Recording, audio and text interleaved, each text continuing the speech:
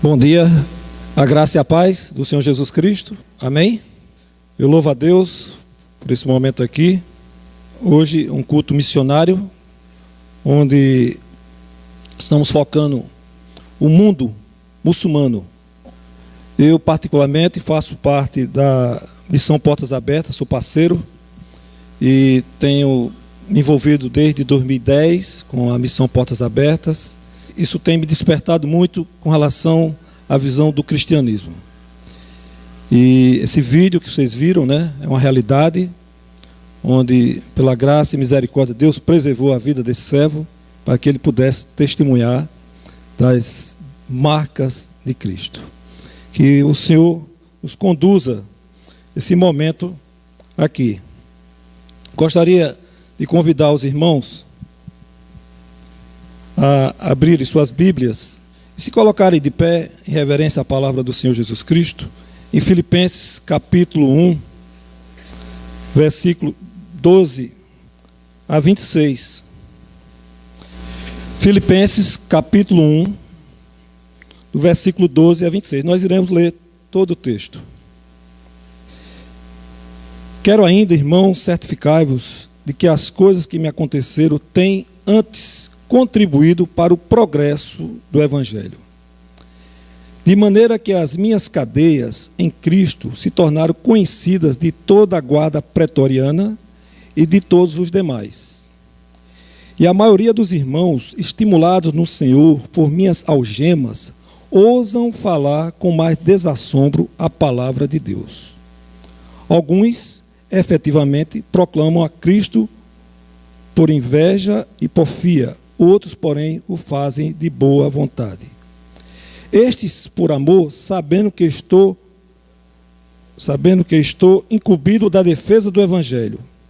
Aqueles, contudo, pregam a Cristo por discórdia, insinceramente, julgando suscitar tribulação às minhas cadeias. Todavia, que importa? Uma vez que Cristo, de qualquer modo, está sendo pregado, quer por pretexto, quer por verdade, também com isto me regozijo, sim, sempre me regozijarei, porque estou certo de que isto mesmo, pela vossa súplica e pela provisão do Espírito de Jesus Cristo, me redundará em libertação.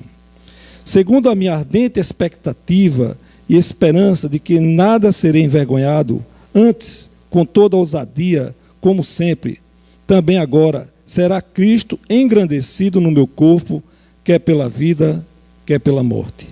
Porquanto, para mim, o viver é Cristo e o morrer é lucro. Entretanto, se o viver na carne traz fruto para o meu trabalho, já não sei o que hei de escolher.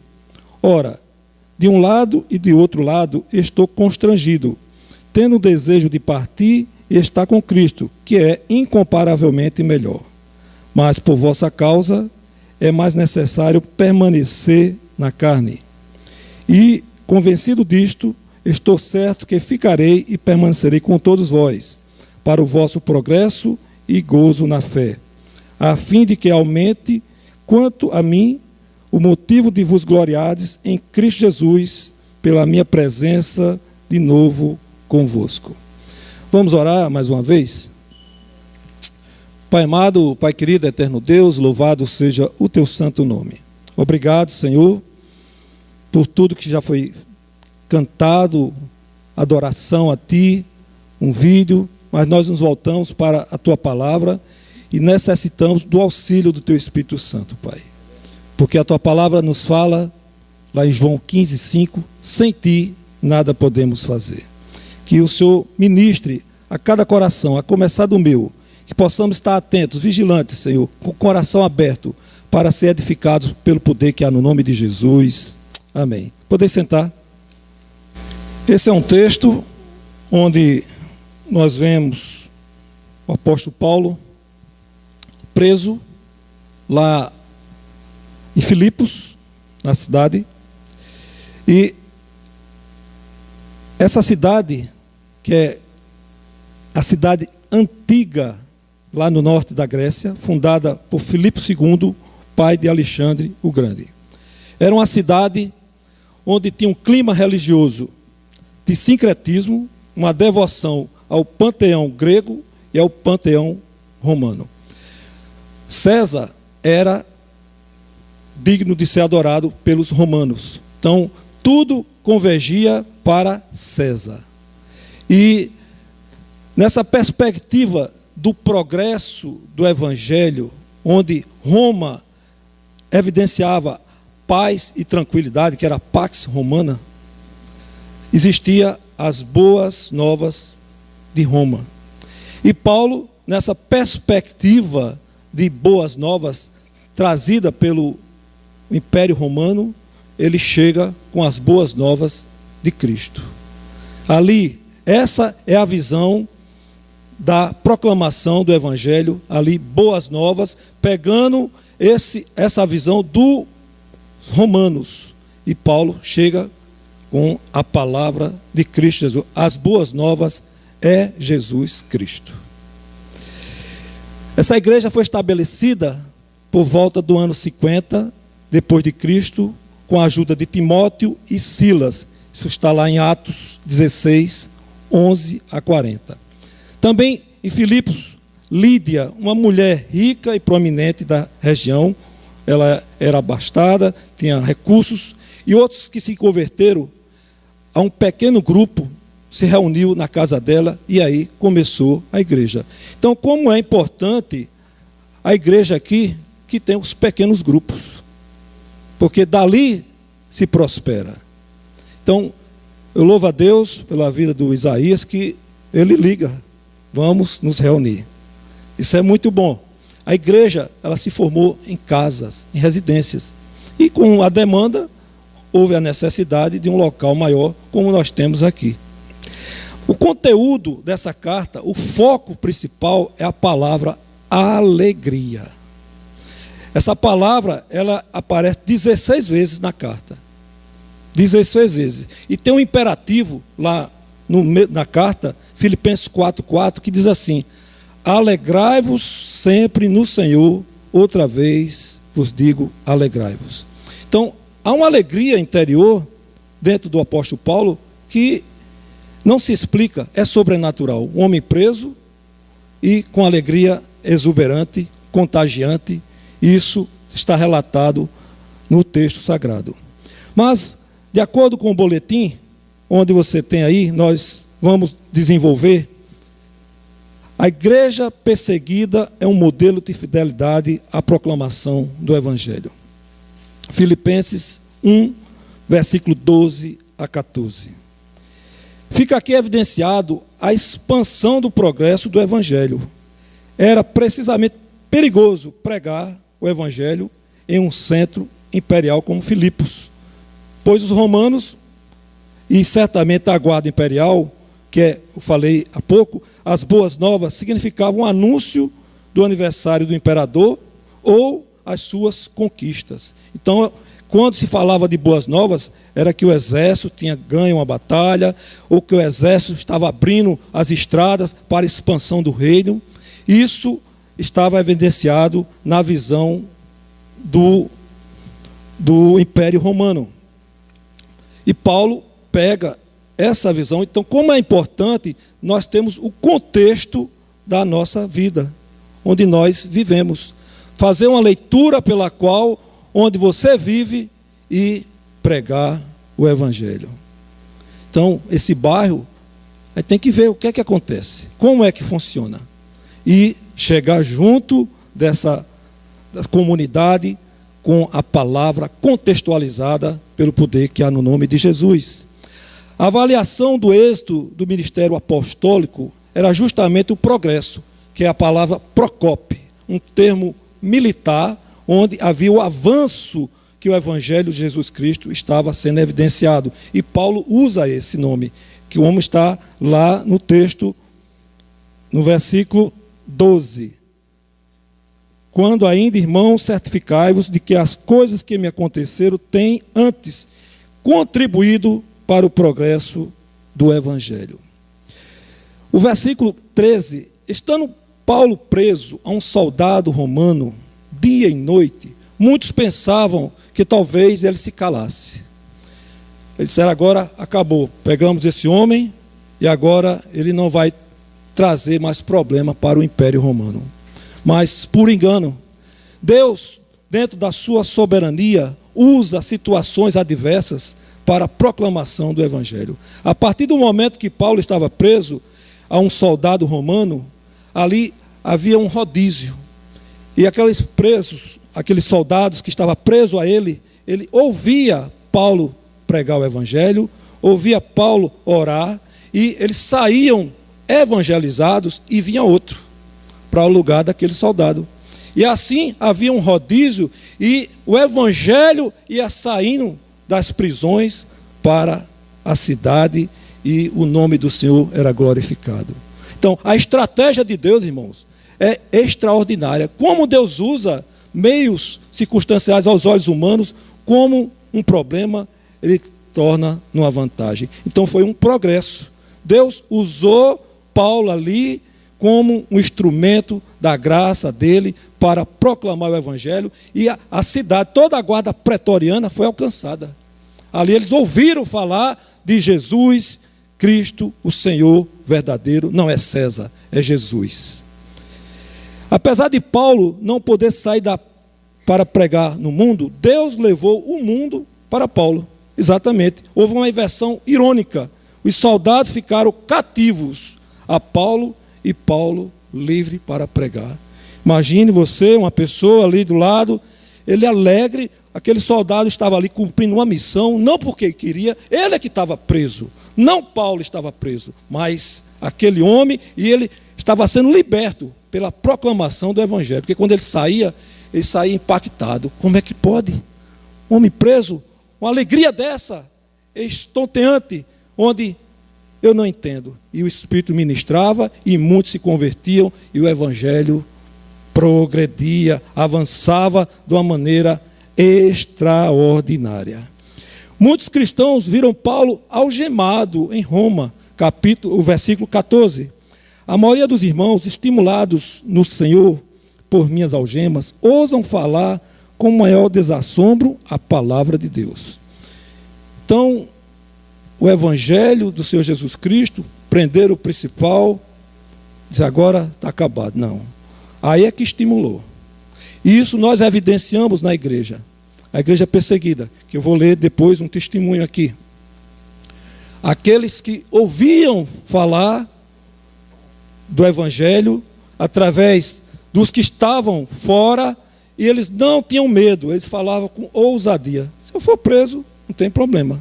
Mas a palavra era proclamada de uma maneira poderosa, estimulada. Os irmãos ficaram estimulados porque Paulo foi preso. Eles não ficaram, coitadinho, não, agora acabou. Não, agora que vamos pregar o Evangelho verdadeiramente pelo poder que há no nome de Jesus. Porque a nossa confiança não está em homens, mas no Espírito Santo que nos capacita para sermos firmes no testemunho, na ousadia, na intrepidez, e o nome do Senhor é exaltado e progride pelo poder que há no nome de Jesus. Lá, Romanos 8:28 diz assim: sabemos que todas as coisas cooperam para o bem daqueles que amam a Deus, daqueles que são chamados segundo o seu propósito. Esse é um versículo que se encaixa aqui. Tudo coopera para o bem daqueles que amam. Tem que ter essa evidência. Amam a Deus, segundo são chamados para o seu propósito. Então Deus tinha um propósito na vida de Paulo. E permissão de Deus para que ele fosse preso, para que o Evangelho fosse realmente progredisse, avançasse e tivesse êxito. A igreja perseguida em nossos dias tem uma grande maioria estabelecida na janela 1040, que eu gostaria de mostrar esse mapa da janela 1040. A janela 1040 é onde se encontra a grande maioria da igreja perseguida. Vai do norte da África até o Japão ali. É uma área que está enquadrada entre o paralelo, entre o grau 10 e 40, acima da linha do Equador. Então, ali nós temos praticamente 2/3 da população mundial. É exatamente aí onde existe uma perseguição ferrenha, contra a palavra do Senhor Jesus Cristo, contra o Evangelho que nós vimos, onde a Indonésia está enquadrada. Então, você está tendo a oportunidade de ver o que significa a janela 10-40. É exatamente isso, entre o grau 10 e 40, acima da linha do Equador, do norte da África, atingindo até o Japão. Pode passar, desligar, por favor. Segundo dados da Portas Abertas, apenas 3% da igreja conhece alguma coisa sobre a igreja perseguida. É um índice muito pequeno, 3%. Imagine aqui o Brasil, com estimado 40 milhões de evangélicos, 3% sabe de alguma coisa. E somente 0,3 a 0,4 tem algum comprometimento ou envolvimento com a causa da igreja perseguida. Então, são índices assustadores, irmão, onde nós precisamos ter essa identificação e também essa informação, mas uma transformação. Porque o Evangelho, ele não só informa, muito mais, pelo contrário, ele transforma vidas para a glória de Deus. É esse o propósito do Evangelho. O Evangelho ser evidenciado na sua íntegra. Nós falamos do Evangelho integral, mas precisamos conhecer a igreja integralmente. Não só um pedaço, o corpo todo. Porque está escrito lá em Romanos, quando um membro do corpo sofre, 1 Coríntios 12, 26, quando um membro do corpo sofre, todos sofrem. Então, se o irmão nosso está sofrendo, precisamos ver isso, e isso é do nosso interesse. Isso importa a nós, a viver o Evangelho realmente com a graça do Senhor Jesus Cristo e amando aqueles que fazem parte da nossa igreja. Eu vou ler Testemunho. Esse é um livro que eu tenho, da Missão Portas Abertas, Permanecendo Firme Através da Tempestade, onde são 365 testemunhos, cada dia você tem um, de pessoas que viveram recentemente um momento de dificuldade e Deus operou tremendamente. E esse testemunho aqui é voltado exatamente nessa perspectiva do progresso do Evangelho. Um irmão vietnamita, vamos chamá-lo de Daniel, foi levado pelo Senhor para ministrar na região norte, onde logo se viu em meio a um avivamento. O inevitável aconteceu e Daniel foi enviado para a prisão, e isso serviu de escola de treinamento para ele por 3 anos. Ele compartilha sua experiência na prisão. Após minha prisão, fui colocado na solitária e fiquei acorrentado ao chão durante 6 meses. Foi um tempo muito difícil para mim. A cela media apenas 2 por 3. Não havia luzes e só recebia uma tigela de arroz e uma de sal como refeição por dia. Um pedaço de bambu foi preso entre minhas pernas cruzadas e fui acorrentado ao chão. Minhas mãos também estavam presas atrás de mim e quando precisava ir ao banheiro, me oferecia um saco plástico. Eu me senti totalmente abandonado e pedi ao Senhor que tirasse a minha vida. Era demais para mim. Orei muito, mas felizmente o Senhor não fez o que eu pedi. Uma noite em minha cela, acorrentado no chão, eu tive uma visão do Senhor e ele não falou uma palavra. Ele só colocou a mão em mim e disse, e senti como uma nova força enchesse o meu corpo. Eu chorei e me arrependi e pedi perdão ao Senhor. Então entendi que o Senhor estava me dizendo que Ele não permitiria que eu deixasse esse mundo como derrotado, que quando Ele me levasse para casa, seria como alguém vitorioso. No dia seguinte, a polícia me transferiu para outra cela, mas eu não consegui andar. Só consegui andar novamente depois de 1 ano. Hoje, eu posso ver porque Deus permitiu esse tempo difícil. Depois de 3 meses de prisão, há uma igreja em cada área onde eu fiquei. Há mais de 200 detentos aceitaram o Senhor Jesus como Salvador. 3 outros presos que se tornaram cristãos também abriram outras igrejas na prisão. Quando fui solto, eu descobri que minha igreja havia crescido para 500 membros. Eu sei que Deus sempre tem um bom plano. Ele me enviou para a prisão para pregar o evangelho e para que pudesse me tornar um soldado forte para ele. São relatos como o de Paulo, hoje, também aqui, lá no Vietnã. Deus, Ele está trabalhando. Só para mais uma edificação, 2 evangelistas itinerantes chineses que carregavam livros cristãos foram presos na província de Anhui durante seu ministério. Oficiais do Escritório de Segurança Pública os colocou na prisão e os agrediu. Os guardas surraram o rosto deles até sangrar. Então tirou seus sapatos para seus pés ficarem expostos ao frio do inverno. Então, todos os dias, eles derramavam água sobre a sua cabeça para que se sentisse frio. Ele ficou deformado devido a esse tratamento severo. Ambos foram mantidos na prisão durante 6 meses. Através deles, 2 pessoas aceitaram o Senhor Jesus naquela prisão antes que eles fossem detidos.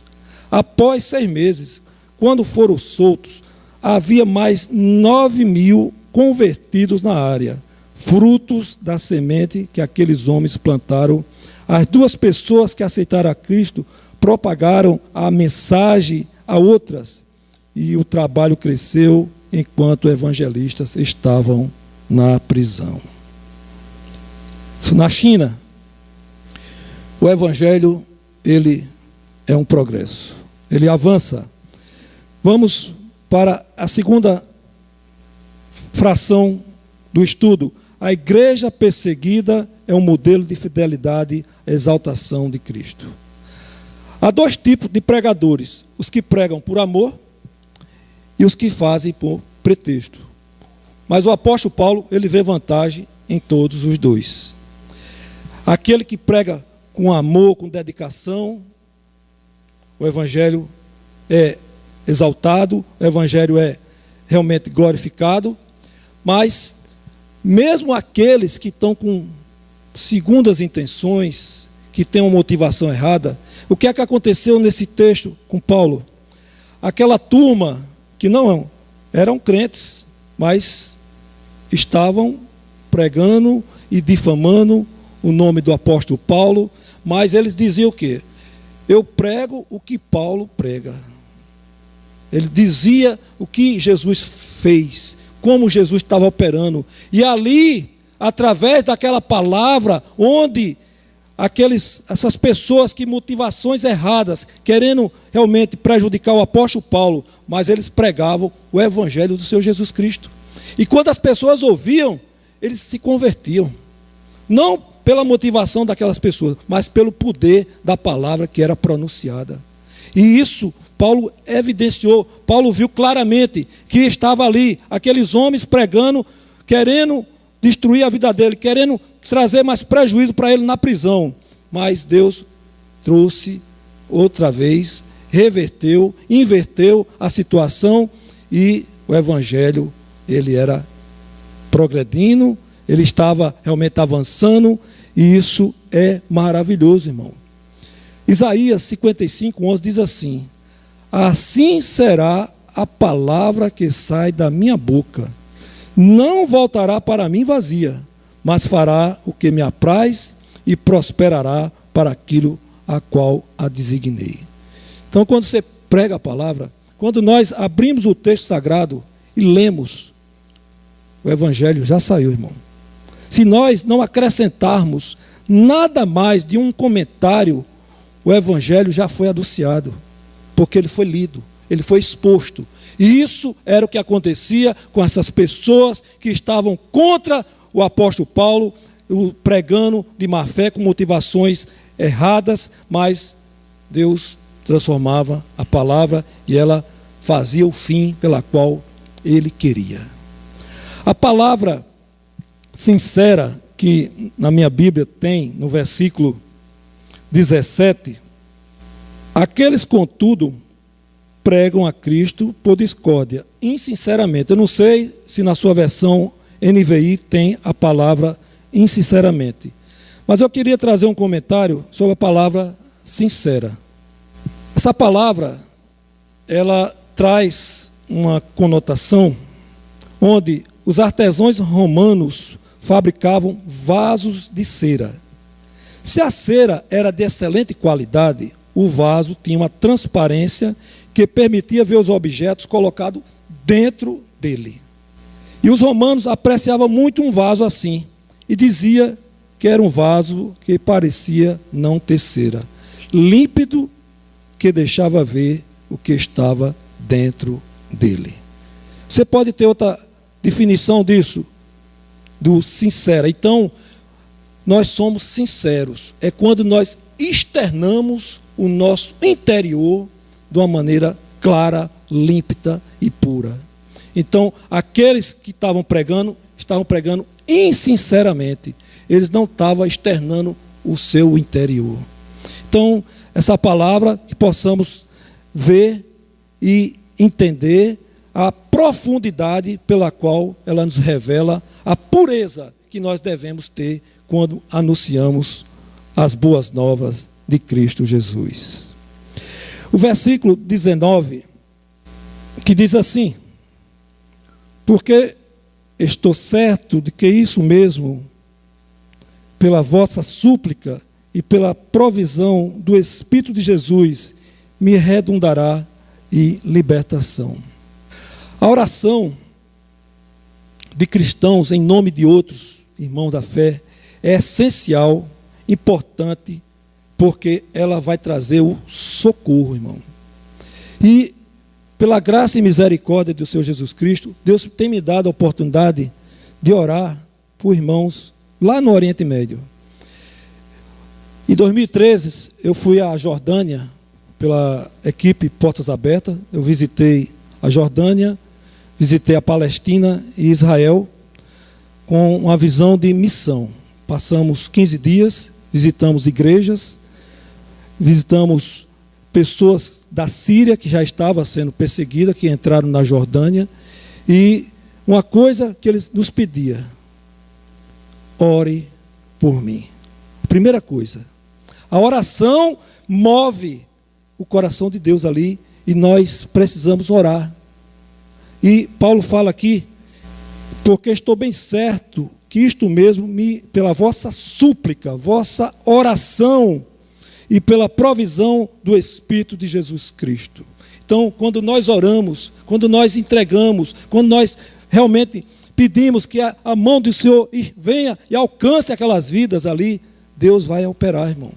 Da maneira dele, não da sua, mas ele vai operar, ele vai trazer resposta, ele vai chegar com socorro, porque ele realmente está ali para cuidar do seu povo.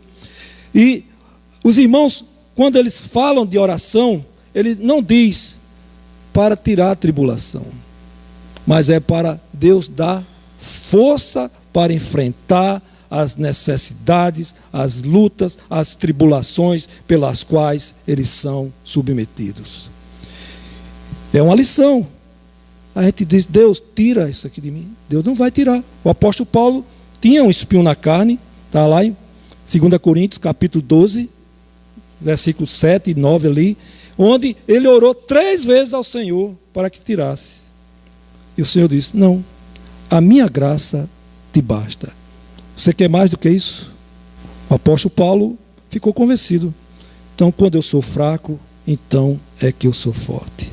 Então, precisamos aprender com os nossos irmãos em Cristo que a oração tem poder, irmão. Eles oram, eles pedem ao Senhor e diz: lá, nós estivemos lá, quando vocês voltarem, peçam que orem por mim. Não se esqueçam, porque Deus ouve a oração dos seus santos. Deus ouve a oração da sua igreja. Versículo 20. Segundo minha ardente expectativa e esperança de que em nada serei envergonhado, antes, com toda a ousadia, como sempre, também agora será Cristo engrandecido no meu corpo, quer pela vida, quer pela morte. Eu quero evidenciar ardente expectativa.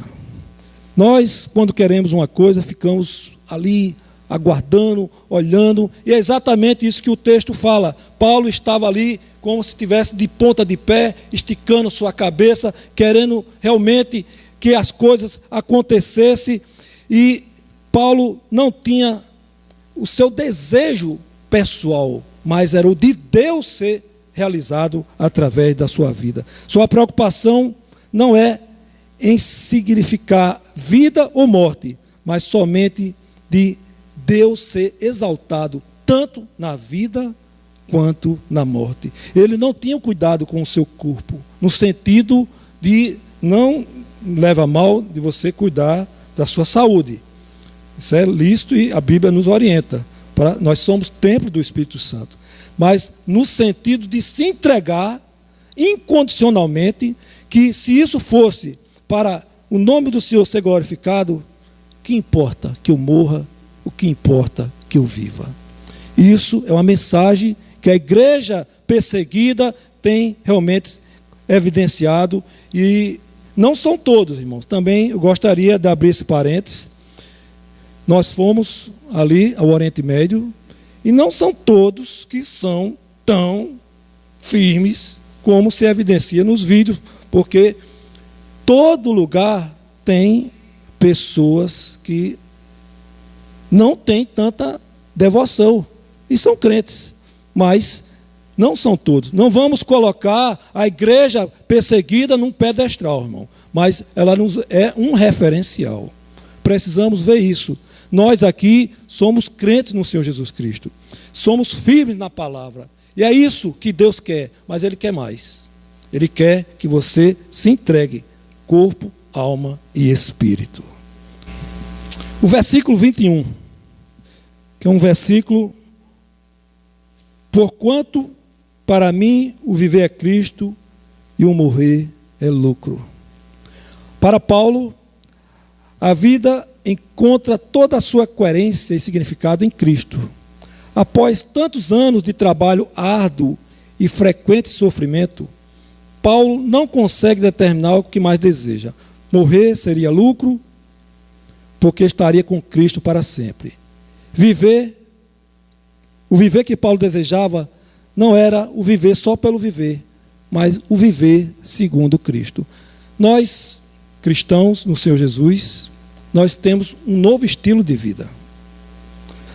Não é ditado pelo que o mundo diz ou pelo que você acha que deve ser. É pelas Escrituras Sagradas, onde você vai ter o gozo de viver aqui e dizer: Senhor, como é bom te servir. A luta é grande, mas parece-me que nós evidenciamos a nossa fé quando estamos em luta. Eu não sei, que quando há umas festas, às vezes que eu já fui, o nome de Deus parece que não está muito evidente no meio do povo de Deus. Mas quando tem luta, é tanta ligação: ore por mim. Então, a tribulação, seja ela de qual natureza for, ela vai nos aproximar de Deus. E isso é uma coisa que precisamos ter em mente, para que possamos buscar esse refúgio em Deus, na palavra dele que consola os nossos corações, onde você tem N textos aí que vem à nossa vida e supre as nossas necessidades e nos dá uma esperança de realmente enfrentar com convicções firmes que somos mais do que vencedores em Cristo Jesus. Não são jargão, irmão. É palavra de verdade. Precisamos internalizar o texto pela qual nós pregamos. Vamos para uma aplicação desses versículos que compreende de 15 a 21, que é o pedido de oração. A igreja perseguida pede que ore, para que Deus os sustente, para que eles sejam firmados na rocha. Tem um texto lá em 1 Samuel 12, 23, diz assim: Quanto a mim, longe de mim que eu peque contra o Senhor, deixando de orar por vós. Então tem uma advertência, o profeta Samuel sabia muito bem que quando nós deixamos de orar pelo povo, nós estamos pecando contra o Senhor. E quando alguém pede uma oração, eu já aprendi com um pastor. Chega uma pessoa e diz: meu irmão, eu estou com um problema, ore por mim. Eu vou orar agora para não esquecer. Então você ora logo, porque você já cumpre o que Deus colocou. Então você já ora.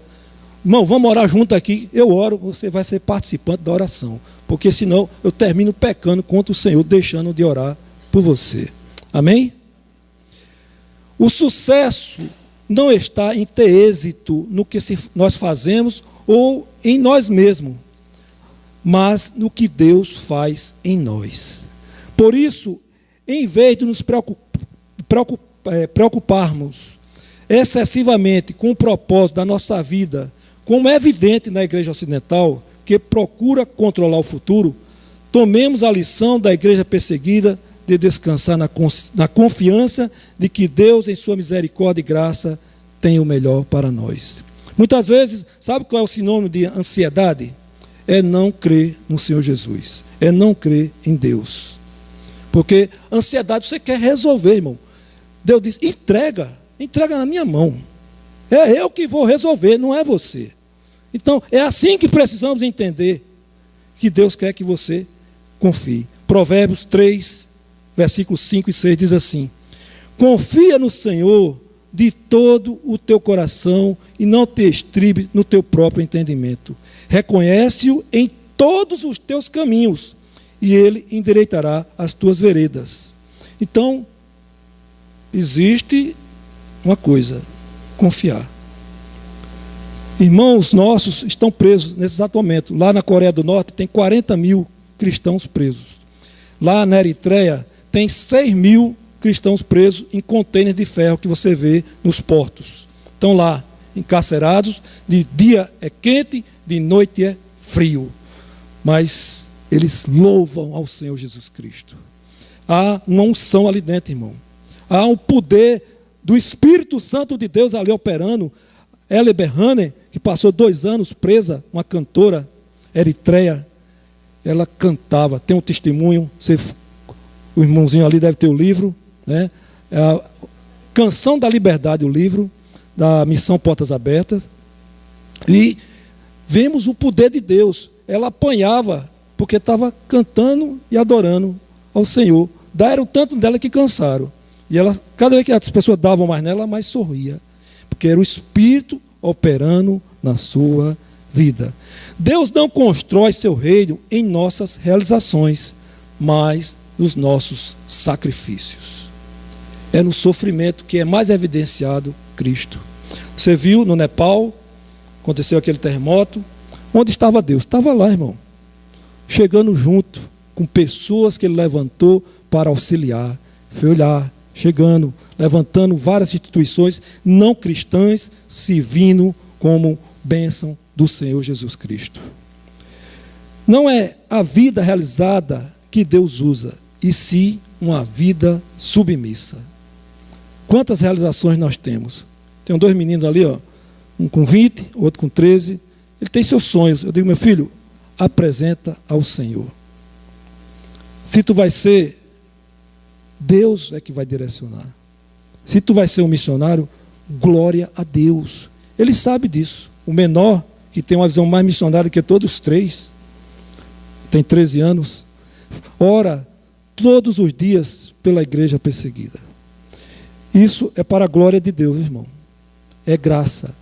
Tudo, o apóstolo Paulo diz: eu fiz mais do que todos os outros, não eu, mas a graça em mim. Então, tudo é operado pela graça de Deus em nossas vidas, nos dando um crescimento espiritual e um desejo de servir ao Cordeiro de Deus que tira o pecado do mundo. Marcos 8,35 diz assim: quem quiser, pois, salvar a sua vida, perdê-la-á. E quem perder a vida por causa de mim e do Evangelho, salvá-la-á. Esse é o princípio. Quer ganhar Cristo? Quer ser um servo do Senhor? Entregue sua vida por inteiro. Buscar-me-eis e me achareis quando me buscardes de todo o vosso coração. Isso é uma regra, não é para Isaías, não é para o irmão Walter, não é para pessoas específicas, é para todo o servo do Senhor Jesus Cristo. Não tem exceção, irmãos. A Bíblia é para todos. Todo o ser sobre a face da terra. Ele não faz distinção. É muito clara, não faz acepção de pessoas. Gostaria agora, para finalizar, do versículo 22 a 26. A igreja perseguida é um modelo de fidelidade ao amor pelas vidas necessitadas. Que diz assim: entretanto, se eu viver na carne, traz fruto para o meu trabalho. Já não sei o que hei de escolher. Ora, de um lado e de outro lado, estou constrangido, tendo o desejo de partir e estar com Cristo, que é incomparavelmente melhor. Eu acho que eu pulei o versículo 22, mas não tem problema. Mas, por vossa causa, é mais necessário permanecer na carne. E convencido disto, estou certo de que ficarei e permanecerei com todos vós, para o vosso progresso e gozo da fé, a fim de que aumente, quanto a mim, o motivo de vos gloriardes em Cristo Jesus, pela minha presença no vosso, de novo convosco. O dilema do apóstolo Paulo, entre duas coisas boas. Ele estava pressionado de dois lados: a alegria de partir, de ir para Cristo e para a glória, e a alegria de estar com os irmãos fazendo a obra dele nessas circunstâncias. Então, ele tinha uma alegria indizível. Humanamente não se explica.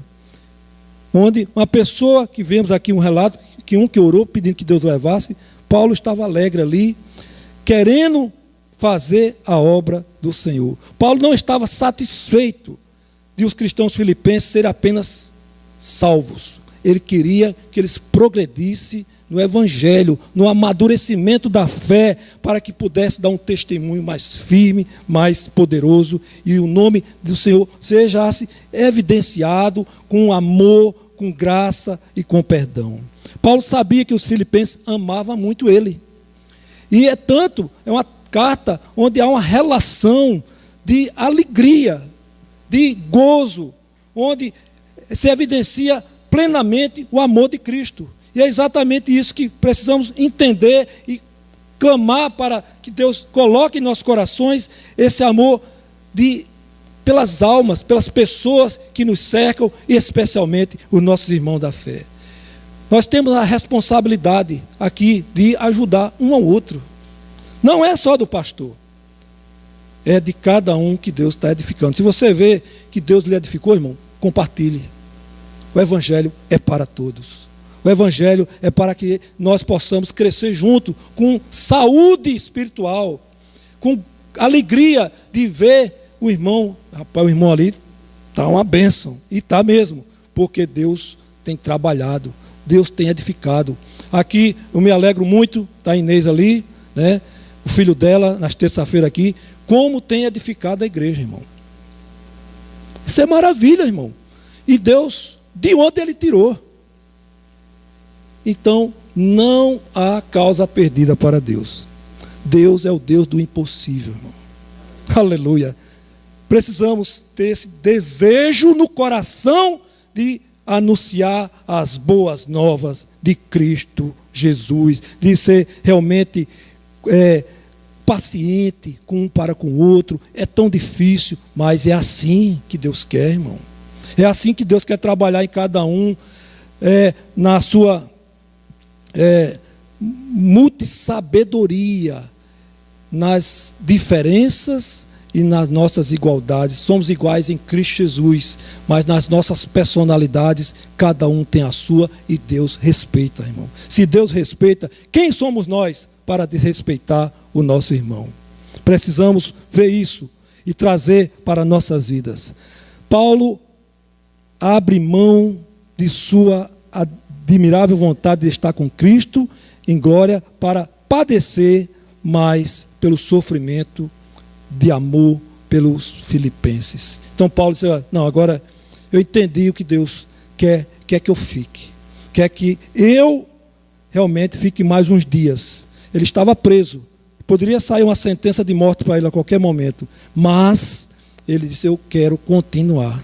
Eu quero realmente que o Evangelho seja transmitido pelo amor de Cristo no meio do seu povo, da sua igreja. Afinal, é a alegria de Paulo ou é a alegria dos filipenses? Essa é uma questão. Qual é a mais valorosa? Deus, na sua graça e misericórdia, diz, Paulo, fica mais uns dias. Então, foi Deus que definiu. Deus colocou no coração o amor por um povo igual a mim, igual a você. Com suas limitações, irmãos. Com as suas neuroses. Com os seus problemas. Mas o amor que é evidência clara do Evangelho do nosso Jesus Cristo, a maior prova de amor foi evidenciada na cruz do Calvário, irmão. Onde ele morreu por mim e por você. O que prendeu Jesus ali não foi os cravos, foi o amor que ele teve pelo povo, pelo qual ele comprou com seu próprio sangue. E Paulo sabia disso. Eu quero evidenciar esse amor. Eu quero falar. Eu quero o que Deus passou para mim, eu quero passar para os outros, para que haja um crescimento espiritual e uma igreja cheia do poder do nosso Senhor e Salvador Jesus Cristo. Jim Elliot, um missionário, estou concluindo, estou bem perto, um missionário americano que foi morto com mais 5 companheiros pelos índios Aucas, na Amazônia Equatoriana, aqui em 1956. Esses homens, eu li o livro deles, é muito bom. Eu digo, eu quero morrer também. Porque, irmão, quando você entra num processo onde o Espírito Santo de Deus vai nos conduzindo a se entregar verdadeiramente, não olhando as circunstâncias, as adversidades, as tribulações pelas quais nós somos submetidos, você não vai medir esforço para falar de Jesus Cristo.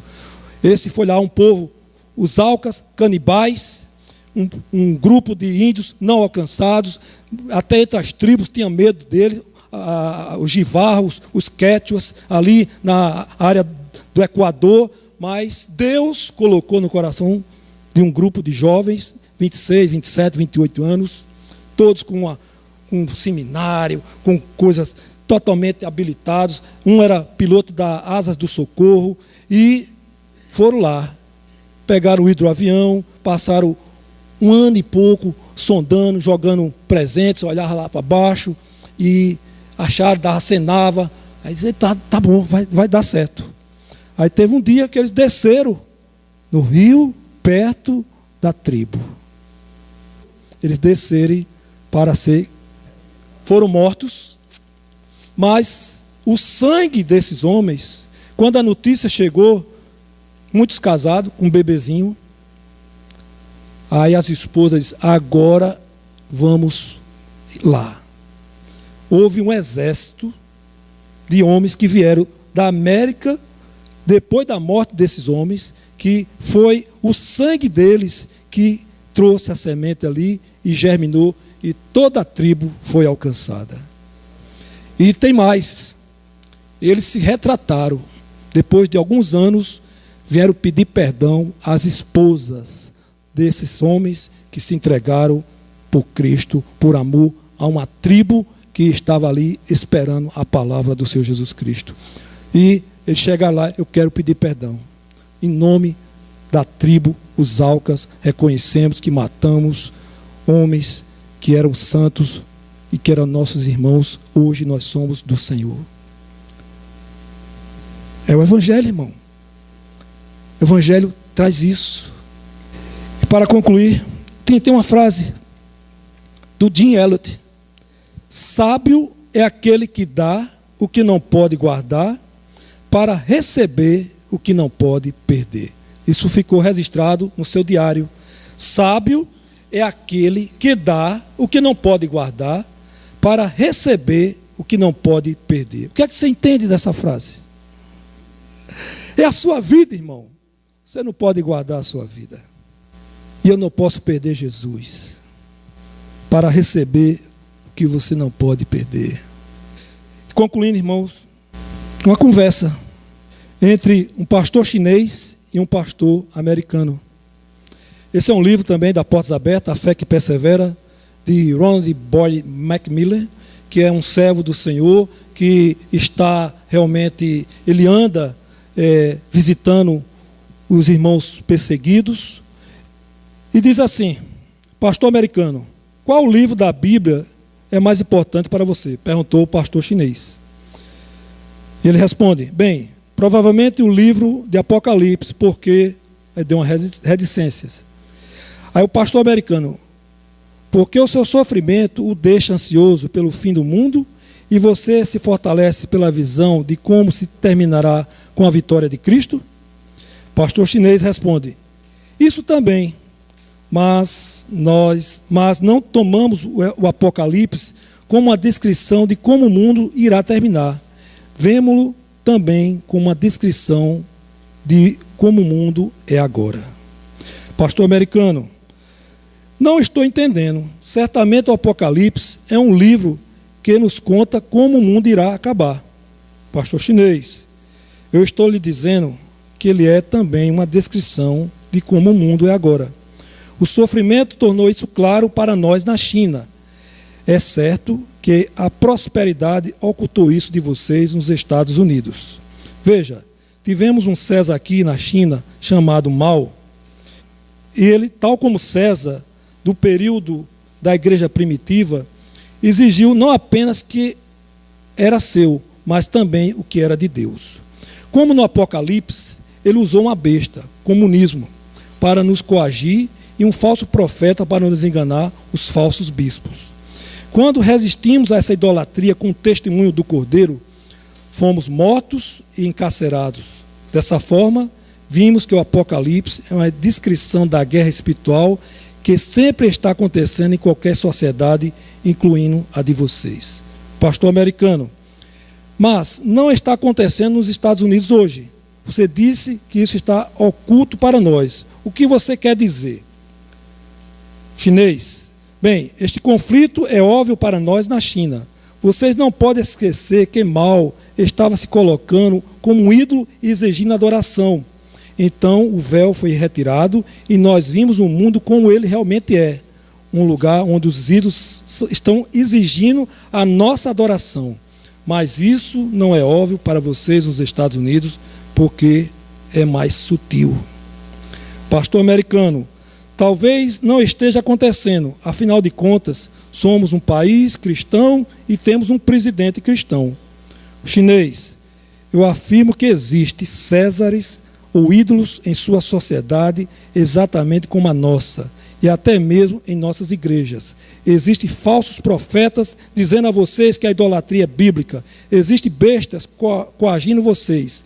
Por exemplo, o seu César pode não ser uma pessoa, mas uma ideia. Em nossa comunidade, há um jovem inteligente, o pastor chinês, dizendo que viveu com uma família norte-americana durante um ano enquanto estudava. O casal era generoso, mas ele observou algo a respeito deles. O jovem que foi estudar lá na América, um chinês. O casal era generoso, mas ele observou algo a respeito deles. Estavam sempre exaustos. Ambos trabalhavam muito, embora tivessem bastante dinheiro. Tinham 3 carros, 2 casas, eram membros de clubes de campo caros, até onde ele sabia contribuir apenas com o mínimo para a obra do Senhor. Nunca lhe fizeram uma pergunta a respeito da igreja chinesa, e quando ele voltou, deram-lhe apenas $20. E lhes disse: então disse o jovem: fiquei com muita pena deles. Eles se julgavam livres, mas eram escravos. Estavam caindo de cansaço porque tinham de viver para algo chamado o sonho americano. Mas nunca souberam que a perseguição daquele estilo de vida havia afastado corações deles de Cristo. Percebe o que eu digo? Disse o pastor chinês. A perseguição é uma forma de nos forçar a nos curvar perante Deus. Mas os que não têm a luz da perseguição nem chegam a ver que estão sendo entregues ao inimigo. É por isso que vocês precisam ouvir a igreja perseguida. Nós podemos dar a vocês uma percepção que os capacitará também a ver o mundo por meio de olhos apocalípticos. E dessa forma, tornarem-se vocês mesmos um dos perseguidos, que é o nosso verdadeiro destino. Nós somos o povo chamado a resistir aos ídolos. Pastor americano, se você diz é verdade, então o consumismo pode ser um assassino da fé mais eficiente do que o comunismo? Você está certo, respondeu o pastor chinês. É disso que nós temos medo. O consumismo desordena tanto a vida que deixamos de ver o mundo como ele é, cheio de ídolos, tentando roubar nossa adoração de Deus. Nós podemos ajudá-lo, a vocês, a orar um pelos outros. Então eu concluo essa ministração com um contexto aqui. A igreja perseguida nos oferece um modelo de fidelidade à proclamação do Evangelho sob as piores circunstâncias. A igreja perseguida nos oferece um modelo de fidelidade à exaltação de Cristo, mesmo diante das perseguições e morte. A igreja perseguida nos oferece um modelo de fidelidade ao amor pelas vidas que se encontram em necessidade. Que Deus abençoe a todos em nome de Jesus.